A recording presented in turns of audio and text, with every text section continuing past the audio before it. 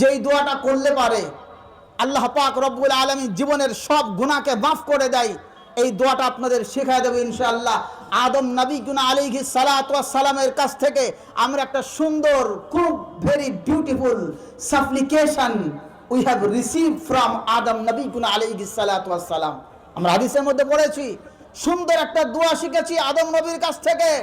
আদম আলাইহিস সালাতু ওয়াস সালাম এবং হাওয়াকে আমার আল্লাহ পাক বলেছেন, হে আদম, হে হাওয়া, তোমাদেরকে তো আমি জান্নাতের মধ্যে বানালাম, তো জান্নাতের আপেল খাবা, ডালিম খাবা, আঙ্গুর খাবা, বেদানা খাবা, যা কিছু মন চায় সব খাবা, কিন্তু খবরদার ওই যে গাছটা দেখা যাচ্ছে ওই গাছের নিকটে খবরদার তোমরা যাবা না।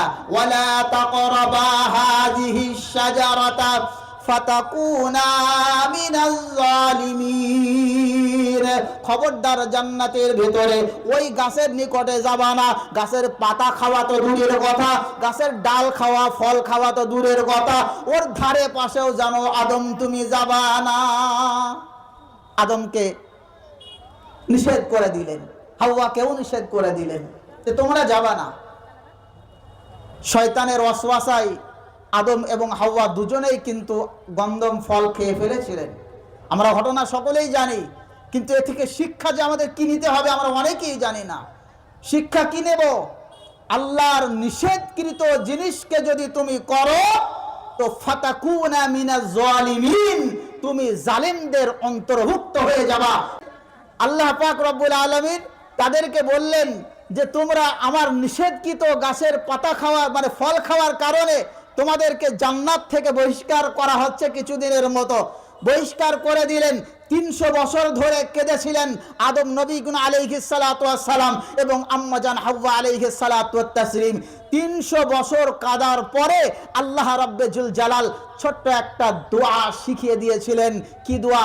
যেই দোয়াটা করার কারণে আল্লাহ আদম এবং হাওয়ার গুনাহকে মাফ করে দিয়েছিলেন। বলুন সুবহানাল্লাহ। কি দোয়া? রব্বানা যালামনা আনফুসানা ওয়া ইল্লাম তাগফির লানা ওয়া তারহামনা লানাকুনান্না মিনাল খাসিরিন। আমরা অনেকেই মনে মনে ভাবি, হুজুর এটা তো অনেক পুরাতন একটা দোয়া। অনেকেই মনে মনে ভাবি, হুজুর অনেকে এটা তো অনেক পুরাতন দোয়া, ইমাম সাহেব প্রতিদিন পড়ে, এর মধ্যে কি আছে? ভাই এর মধ্যে লেখা আছে রব্বানা, হে আমার পরওয়ারদিগার, যালামনা আনফুসানা, আমরা নিজেদের নফসের উপরে জুলুম করেছি, আমরা নফসের উপরে জুলুম করেছি, অত্যাচার করেছি। ওয়া ইল্লাম তাগফির লানা, আল্লাহ তুমি যদি আমাদেরকে মাফ না করো, ওয়া ইল্লাম তাগফির লানা লানাকুনান্না মিনাল খাসিরিন, তাহলে আমরা অবশ্যই ক্ষতিগ্রস্তদের অন্তর্ভুক্ত হয়ে যাব। আদম নবী দোয়া করেছিলেন, নিজের ভুলকে স্বীকার করেছিলেন। টু দা পয়েন্ট এটাই যে আদম নবী ভুলকে স্বীকার করার কারণে, তওবা করার কারণে, দোয়া করার কারণে আল্লাহ পাক আদম নবী আলাইহিস সালাতু ওয়াস সালামের নবুয়তকে বরকরার রেখে দিয়েছিলেন, নবী বানিয়েছিলেন এবং আমাদের সমস্ত মানব জাতির পিতা আদম আলাইহিস সালাতু ওয়াস সালামকে বানিয়েছেন। জোরে বলুন সুবহানাল্লাহ। কিন্তু শয়তানও আল্লাহর নাফরমানি করেছিল। কেমন করে? আদমকে তৈরি করার পর আল্লাহ পাক এবার সমস্ত ফেরেশতাদেরকে বললেন উসজুদু লি আদম, সবাই সিজদা করো তোমরা আদমকে। ফাসাজাদাল মালাইকাতু কুল্লুহুম আজমাউন, যত ফেরেশতা ছিল সবাই সিজদা দিল, ইল্লা ইবলিস, ইবলিস সিজদা দিল না। কেন দিল না? কারণটা কি? কারণ হচ্ছে ইগো। কারণটা কি বলেন? ইগো, অহংকার। আবা ওয়াস্তাকবারা ওয়া কানা মিনাল কাফিরিন। আবা মানে অস্বীকার করলো, অহংকার করলো। ওয়াস্তাকবারা এরপরে অহংকার করলো, তাকাব্বুর করলো। তাহলে অহংকার আর তাকাব্বুর আর অস্বীকার যদি প্রথমেই কেউ করে কাফের হয়ে গেল।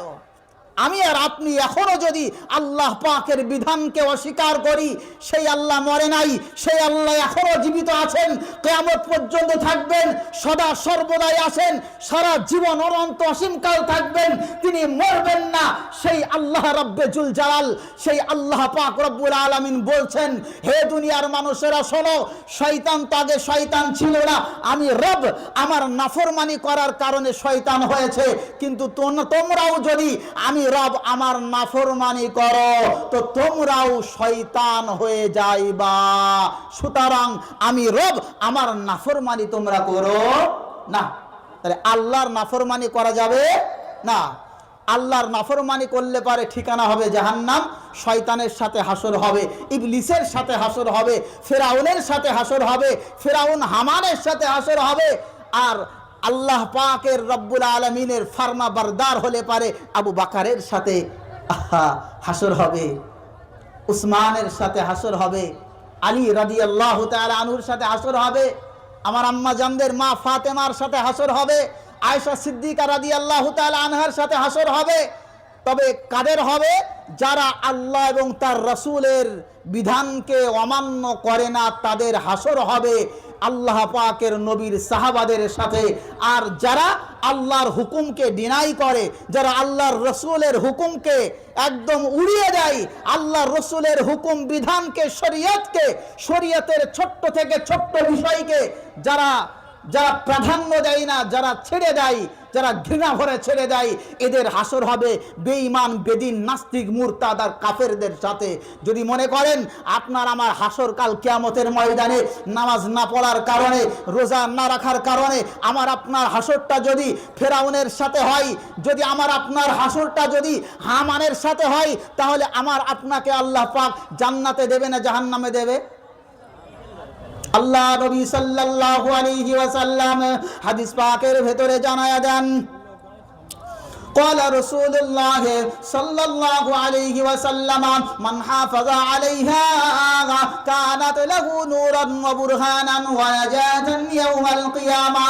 যে ব্যক্তিটা পাঁচ ওয়াক্ত নামাজের হিফাজত করবে, ওই ব্যক্তিটাকে আমার আল্লাহ পাক রব্বুল আলামিন, আল্লাহ পাকের নবী জানায়া দেন, কিয়ামতের দিন ওই নামাজটা ওই ব্যক্তির জন্য নূর হবে, ওই নামাজটা ওই বান্দা আর বান্দির জন্য নাজাত হবে, ওই নামাজটা তার জন্য দলিল হবে। হে যুবক, তোমার দলিল কই? তোমার দলিল কই? তুমি যে একজন মুসলমান, তোমার একটা দলিল থাকা দরকার। তাহলে তোমার আমার দলিলটা কি হবে? আল্লাহ নবী জানায়া দেন, তুমি যে একজন মুসলমান, তোমার মুসলমানের মুসলমানত্ব পরিচয় হবে গরুর মাংস দিয়ে হবে না, দাড়ি টুপি দিয়ে হবে না। তোমার মুসলমান যে তুমি একজন, তোমার মুসলমান পরিচয় হবে নামাজ দিয়া। যদি বান্দা তোমার ভেতরে নামাজ থাকে, তাহলে তুমি একজন খাঁটি মুসলমান। আর যদি নামাজ না থাকে, তোমার হাজার হাজার কুইন্টাল গরুর মাংস খাইলেও তুমি মুসলমান না। কারণ অনেক অমুসলিমরাও আছে, তারা গরুর মাংস খায়, আছে না নাই? ইহুদিরা, খ্রিস্টান খায় না, খায় না? আপনি আমেরিকায় চলে যান, ব্রিটেনে যান, জার্মানে যান, এই মিট, রেড মিট ছাড়া ওরা ভাতই খাবে না। তা আপনি কি ভাবতেছেন?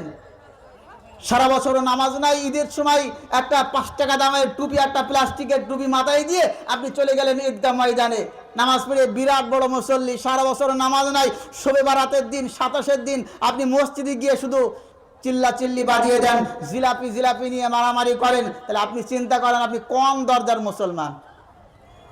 আপনি কোন দরজার মুসলমান? এজন্য ভাইয়েরা আমার, গভীর মনোযোগ দিয়ে শুনতে হবে। প্রকৃত মুসলমানের পরিচয় হচ্ছে নামাজ দিয়ে। হে যুবক, তুমি কেন নামাজ পড়তেছো না? তোমার মতো হাজারো যুবক আছে যারা কামেল ইমানদার, তারা যদি পারে, তুমি কেন পারো না? আল্লাহ পাকের রব্বুল আলামিনের হাবিব বলছেন, কত কত কত যুবক আছে যারা 5 ওয়াক্ত নামাজ পড়ে আল্লাহকে রাজি করেছে। আবার কত যুবক আছে যারা মেয়েদের পেছনে ঘুরে নিজের ক্যারেক্টারকে লেস করেছে, ক্যারেক্টার, চরিত্র, নৈতিকতা, আদর্শকে শেষ করেছে, আব্বা মায়ের মান সম্মান, ইজ্জতকে নষ্ট করেছে, ধুলাই মিশিয়ে দিয়েছে। তাই আল্লাহ রসুল বলতেছেন, শুনে নাও, তোমাদেরকে নামাজ ধরতে হবে। যদি নামাজ ধরো, তাহলে এই নামাজ তোমাকে জান্নাতে নিয়ে যাবে। আর নামাজ যদি না পড়ো তাহলে বেনামাজি হওয়াটাই এমন একটা অপরাধ, তোমাকে জাহান্নামের দিকে নিয়ে যাবে। আর কার সাথে হাসর হবে জানো? জানি না। তাহলে আল্লাহর নবীর কাছে জিজ্ঞাসা করো, আল্লাহ নবী তো এখানে নাই, হাদিস পাকের মধ্যে জিজ্ঞাসা করো, হাদিসের মধ্যে কি বলা আছে, রসুল কি বলেছেন। রসুল বলেন ওয়াকানা মা ফিরআউনা ওয়া হামানা ওয়া কারুনা ওয়া উবাই ইবনে খালাফ। আল্লাহ রসুল বলেন ওয়াকানা মা ফিরআউন, ফিরআউনের সাথে থাকবে, ও হামান, হামানের সাথে, ও কারুন, কারুনের সাথে থাকবে, তার হাসর হবে। তাই বাবুজিরা আমার সোনার চাঁদ ভাইয়ের, আমার কলিজার টুকরা দোস্ত বুজুর্গ, আমরা সকলেই চেষ্টা করব 5 ওয়াক্ত নামাজ পড়ার, বলুন ইনশাআল্লাহ। কারণ এই নামাজ আপনাকে জান্নাতে নিয়ে যাবে। আর বেনামাজি হওয়াটাই এমন বড় একটা খারাপ গুণ, আপনাকে জাহান্নামের দিকে নিয়ে যাবে।